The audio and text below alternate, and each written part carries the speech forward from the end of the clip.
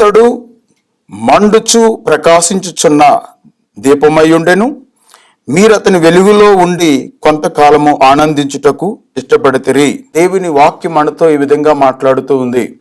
ఏమంటాడంటే భక్తుడు మాట్లాడుచున్నాడు, అతడు మండుచు ప్రకాశించుచున్న దీపమై ఉండెను. ఆయన మండుచు ప్రకాశించుచున్న దీపమై ఉన్నాడు.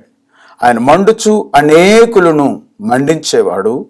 ఆయన మండుచు ప్రకాశించేవాడు. ఆయన ప్రకాశమానమైన దీపమై ఉన్నాడు అని అంటాడు. మరి ఆయనను కలిగి ఉన్నవారమైన మనము, ఆయనని సేవించుచున్న వారమైన మనము, ఆయన కొరకు బ్రతుకుచున్న వారమైన మనము మరి ఆయన వలె మండాలి కదా. మండుచున్నామా? మండించగలుగుతున్నామా? ప్రకాశించగలుగుతున్నామా అని ఈరోజు మనల్ని మనము ప్రశ్నించుకోవాలి. దేవుని ప్రజలమైన మనము కూడా మనం మండగలిగితే, అనేకులను మండించగలిగితే, ఒకరిని అగ్నిలో నుంచి లాగినట్లుగా లోకంలో నుంచి, పాపంలో నుంచి ఒక ఆత్మనైనా మనము సంపాదించగలిగిన వారం అవుతాం.